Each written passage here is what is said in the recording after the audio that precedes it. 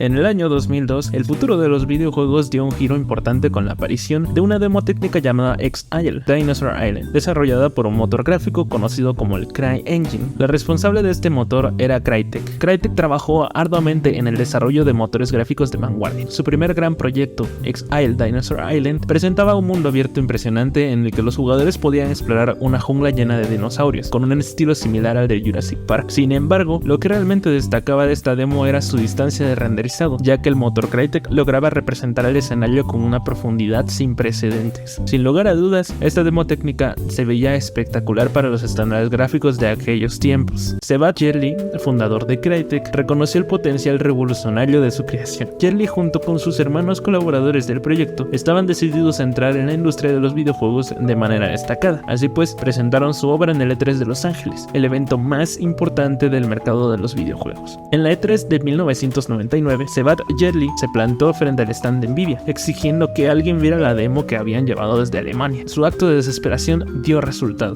ya que los encargados del stand concretaron una reunión al final del día. Aquellos 15 minutos programados se extendieron, ya que tanto los ejecutivos de Nvidia como los periodistas presentes quedaron impresionados por la demo. La demostración destacaba por su distancia de renderizado, efectos climáticos, representación del agua, reflejos de luz, detalles de la vegetación e insectos y los dinosaurios. El éxito en la E3 consolidó a Crytek como una desarrolladora de renombre. Nvidia firmó un contrato para incluir la demo como parte de la promoción de sus tarjetas gráficas durante un año. En esta parte de la historia es donde entra Ubisoft, quien vio el potencial de esta ambiciosa creación y buscó formar una alianza estratégica para proponerles un acuerdo.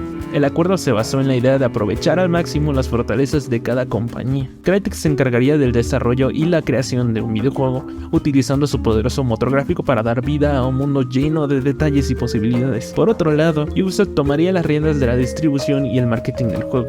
Embriagados por el poder que tenían entre manos, Ubisoft se adentró en un proyecto bastante grande. En aquel momento, mientras títulos como GTA 3 y Halo Combat Evolved arrasaban en popularidad, la compañía se propuso algo muy ambicioso: fusionar este tipo de frenetismo y acción de estos juegos con la impresionante calidad visual que se habían logrado en la demo de Crytek. Soñaban con crear una auténtica bomba capaz de cautivar a los jugadores. En un abrir y cerrar de ojos, un rato largo de intenso trabajo pasó para Crytek. Con gran anticipación se prepararon para presentar su demo jugable en el 3 del 2002. Sin embargo, a pesar de sus esfuerzos, esta demo no brillaba tanto en comparación con la asombrosa Dinosaur Island. Las mecánicas de disparo estaban desajustadas y carecían del mismo nivel de detalle que la demo técnica que había maravillado al público. No parecía prometedor, pero no se debía realmente a la falta de voluntad por parte de los desarrolladores, sino que más bien este era su primer videojuego que estaban creando. Debido a estas circunstancias, el juego se retrasó 2 años. Sin embargo, el tiempo adicional que se tomaron para completarlo resultó en uno de los juegos más populares y exitosos de la época, Far Cry 1. Este primer capítulo de la saga Far Cry destacaba por una cantidad de detalles en el mapa que era difícil de encontrar en cualquier otro juego en ese momento. Cada rincón del extenso escenario estaba meticulosamente diseñado, creando un mundo inmersivo que invitaba a los jugadores a explorar cada localización con asombro. Far Cry además destacaba por sus innovadoras físicas que sorprendían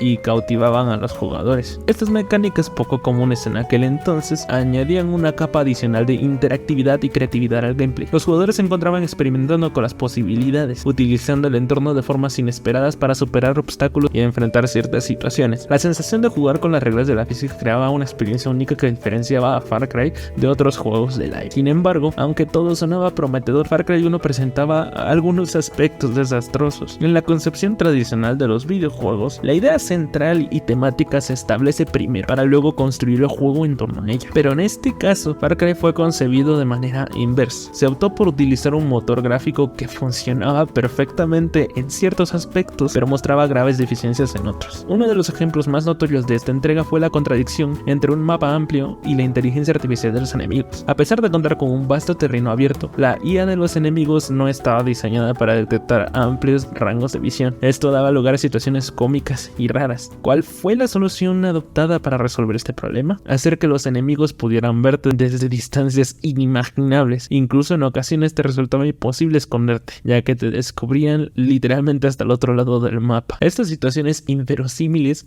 a veces sacaban una sonrisa a los jugadores, pero también revelaban una clara falla en el diseño de la IA en relación al vasto mundo que se había creado. Además, algunas armas no estaban adecuadamente diseñadas para atacar a enemigos a distancias tan largas. A medida que explorabas los confines de este mundo abierto, te encontrabas con la frustración de no poder alcanzar a los enemigos con eficacia de forma estratégica. A pesar de estos contratiempos, los niveles ambientados en interiores resultaban ser los más emocionantes y entretenidos. En ellos, los jugadores se encontraban cara a cara con enemigos mutantes que desafiaban sus habilidades y destrezas. Estas secciones eran bastante divertidas, en donde la complejidad del gameplay alcanzaba su punto máximo. A pesar de las imperfecciones, Far Cry logró obtener en general calificaciones bastante positivas, y esto se debe en gran medida a su impresionante apartado visual. Aunque existían aspectos cuestionables en el diseño y la jugabilidad, el impresionante apartado visual de Far Cry se convirtió en un factor clave que capturó la atención de los jugadores. Era difícil resistirse a la tentación de sumergirse en ese mundo visualmente impactante.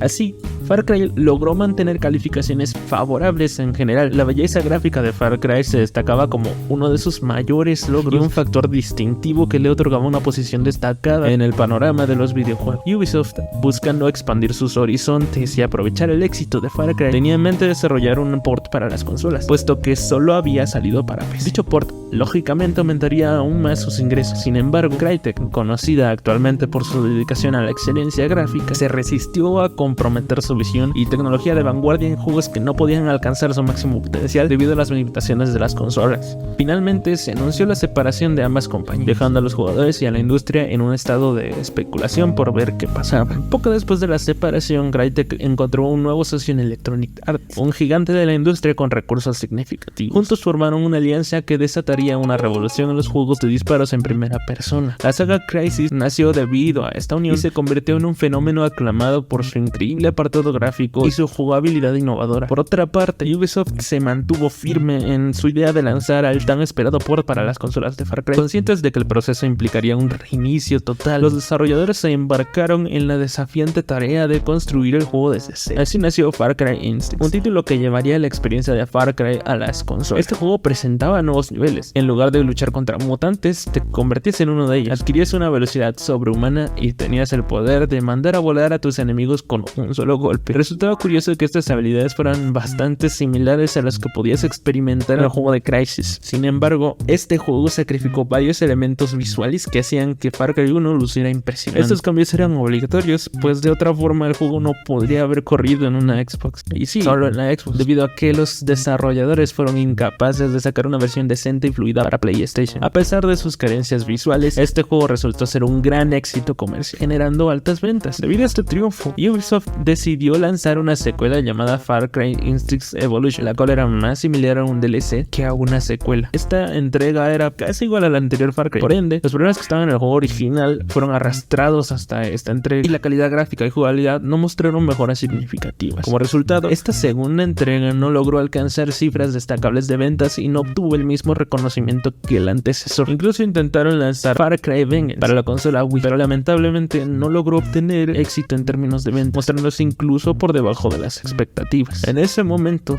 Ubisoft había adoptado la tendencia de invertir poco esfuerzo en el desarrollo de estos juegos, ya que seguían generando grandes ganancias. No obstante, con los últimos ports para las consolas se hizo evidente que esta estrategia ya no era rentable, debido a la mala calidad con la que estaban siendo producidos. Era necesario para la compañía embarcarse en la creación de algo completamente nuevo, rompiendo con la fórmula establecida hasta ese momento. En el año 2006, cuando las consolas Xbox 360 y PlayStation 3 ya habían sido lanzadas al mercado, Ubisoft decidió llevar a cabo un acuerdo definitivo con Crytek para adquirir los derechos totales de Far Cry. Como parte de este trato, Ubisoft obtuvo una versión modificada del CryEngine. Posteriormente, Ubisoft optó por modificar y renombrar esta versión del motor del juego como Dubya Engine, y su implementación marcó un hito en el desarrollo de Far Cry 2. En octubre del 2008, Far Cry 2 fue lanzado al mercado con una promesa: ser un juego de mundo abierto que rompería con la linealidad de otros títulos. Los juegos de mundo abierto abierto estaban ganando una gran popularidad en ese momento, gracias a ejemplos como GTA San Andreas, que generaba mucho interés en los videojuegos que permitían al jugador tener la libertad para hacer lo que quieran. Por tanto, mucha gente estaba ansiosa por probar el próximo juego de esta índole. La historia del juego se desarrolla en África y el jugador asume el papel de un mercenario con la misión de eliminar un personaje conocido como el Shakar, quien suministra armas a dos facciones involucradas en una guerra civil.